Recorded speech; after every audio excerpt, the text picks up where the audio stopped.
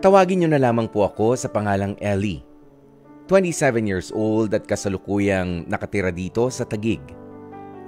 Hindi ko alam kung mesa malas ba talaga akong tao. Dahil ni minsan sa tanang buhay ko ay palaging nauunsyami ang inaasam-asam na saya ng puso ko. Sa totoo lang, Kuya Poy, marami ng mga lalaki namang dumaan sa buhay ko.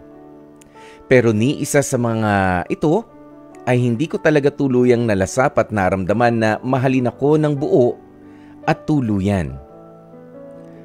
Wala kasi talaga nangahas na i-pursue ako para maging girlfriend nila.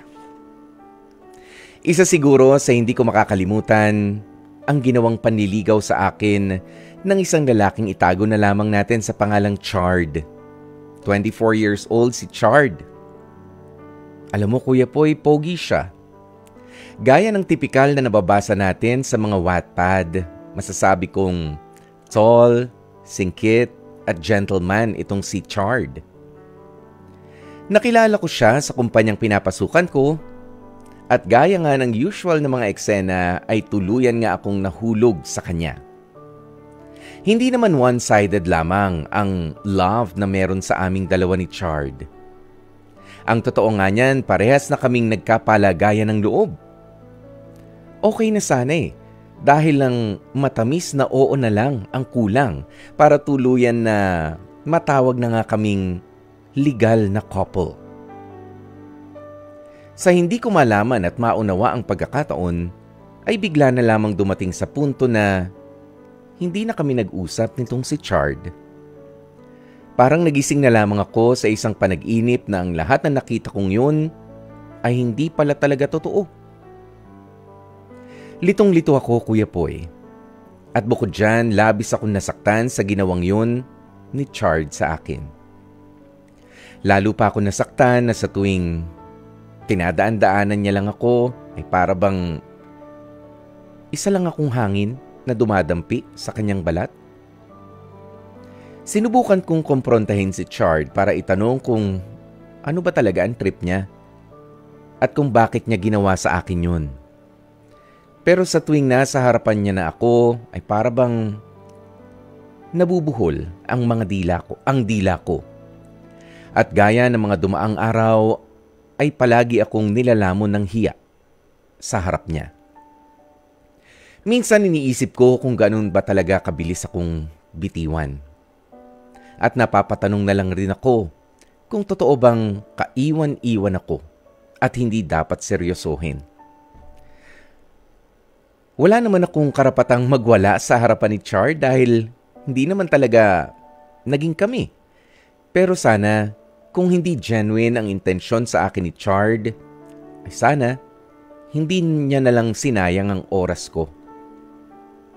Until now, naglalaro pa rin sa isipan ko kung meron ba akong pagkukulang sa naunsyami naming relasyon.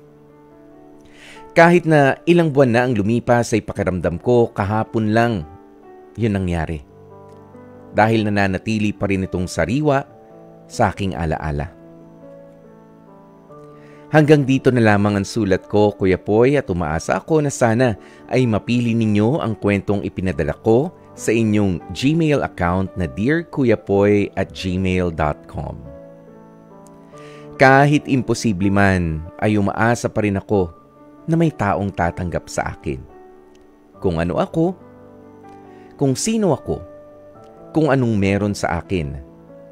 At kung hindi man swak sa kanilang standards, ay sana hindi yun maging balakid para maranasan ko ang matagal ko ng inaasam-asam na pag-ibig. Muli, maraming salamat sa H2H. Lubos na gumagalang, Ellie. Especially for you. Ano nga ba kasing trip ng mga manliligaw o mainit na mainit sa una tapos biglang hindi ka na lamang papansinin?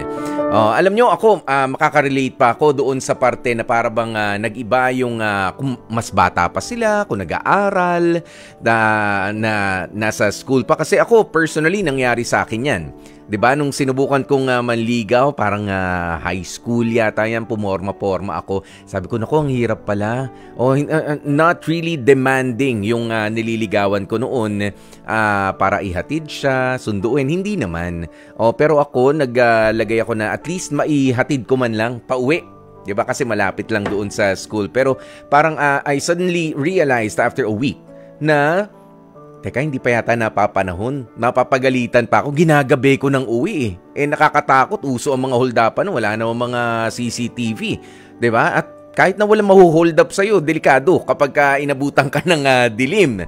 Yan yung mga ganyan. So, yun lang yung realization ko na, teka lang, baka hindi pa napapanahon para manligaw ako. Pero nagsabi ako na, maraming salamat. Yung ganyan, nagpaalam naman ako na maayos. Oo, na maraming salamat. Pero baka hindi pa, can we be friends, yung mga ganyan, na kahit nung JS Prom, nagsayaw pa nga kami. Oo, ganun pa eh. Kumbaga walang samaan ng loob. Pero hindi ko nga magets yung iba na parang gigil na manligaw, pagkatapos kapag halos oo na lang yung kulang para magkaroon na talaga sila ng formal na relationship, sabay umaalis. Okay? Ayan, wala namang sinasabi itong si Ellie na siya ba ay yung tipo na pa-hard to get na babae? Ayan. Hindi naman eh, 'di ba? Nakikipagkaibigan, nakikipagkwentuhan, sumasabay sa mga trip mo, sumasabay sa kwentuhan, ganyan yung siste dahil nga magkatrabaho itong si Ellie at si Chard, pero bigla na lang as in nawala ng abruptly. Ayan, biglaan yung pagkagusto nitong si Chard. Alam mo, sa mga manliligaw, huwag kayong ganyan. Oo, have the same respect to say na hindi ko na itutuloy, meron ka mga realizations, di ba? O kaya pansinin mo man lang, magkatrabaho kayo eh. Unless may kasamaan ng ugali itong nililigawan mo, at ito yung nililigawan mo, sinisira-siraan ka pala, yung ganyan. Sige, you have all the right para pero kung wala naman, bakit nga naman ganoon? Pero ikaw, Ellie, alam mo, kapag ganyan ng sitwasyon, sabi mo nga, oo ang kulang para maging kayo, pero bigla ka na lamang biglang hindi na tinuloy yung panliligaw, wala tayong magagawa. 'Di ba? Mas maganda nga, lakasan mo ang loob mo, tanungin mo sa ano ba yung bakit na lang, okay? Hindi na rin sa panliligaw eh. Alam ko hindi yung panliligaw ang tanong na lang dito ni Ellie. Bakit hindi mo na ako pinapansin? Ano ba nangyari? Para lang akong hangin kapag ka dumadaan ka. Uy, oo, alam mo, kahit sa mga magkakaibigan at ganyan ang turing sa'yo, kahit wala kayong relasyon, para ka lang hangin na hindi nakita. Aba, there is something really disrespectful doon sa ganoong gawain, ha? Ayan, ewan ko lang kung natatapat ka lang sa ganun, Ellie, pero tanungin mo siya. Oo, na straight. Oo, straight to the point. Bakit hindi ka namamansin? Ano bang ginawa ko sa'yo? Masyado ba kitang matagal na pinaghintay? Pero bottom line here, Ellie, is ito na yung ito na yung sagot doon sa katanungan mo kung sasagutin mo ba itong si Chard. Hindi na dapat. Hindi na dapat because hindi ka niya nirespeto. 'Di ba? Kung nainip man siya sa panliligaw niya sa iyo, I don't know, tapos bigla kang hindi papansinin na lang dahil sa pagkainip, test of character yan para sa isang manliligaw, para sa isang potential na makakarelasyon. That's a blessing in disguise na maituturing. Buti hindi ka ganun. Buti hindi kayo umabot na sagutin mo siya, ganyan. Immature pa siya pagdating sa pakikipagrelasyon. Okay lang yun. 'Di ba? Pero at least dahil magkatrabaho kayo at hindi may iwasan na kailangan nyo mag-usap tungkol sa trabaho man lang, yun na lang. Wala namang bastusan. Kaya na doon sa mga inaakala, sa mga nanliligaw o nililigawan, wag naman yung biglang magbabago na lang kayo, kunyari na busted kayo or hindi tinanggap, sinabi na maghintay ka at hindi ka maghihintay. At least have the same respect. Oo, huwag kayong magiging bastos doon sa nililigawan ninyo because hindi mo alam kung ano ang nasa dako pa roon. Hindi mo alam kung ano ang bit-bit ng bukas. Papaano? Yan, katulad niyan, si Ellie at si Chard, magkatrabaho kayo. Si Chard, sinubukan ligawan si Ellie, bigla niyang iniwan, na-promote si Ellie, naging subordinate kanya, Chard, 'di ba? Tignan mo yung ganoon. Binastos mo siya Binastos mo siya. So, kung mabait si Ellie, swerte ka, Chard. Pero kung bastusan lang rin ang usapan, hindi kita kailangan as my subordinate because you are insubordinate. Hindi ka may kabastusang kantaglay, kilala na kita. 'Di ba? Yung mga ganyan mga eksena para iwasan natin.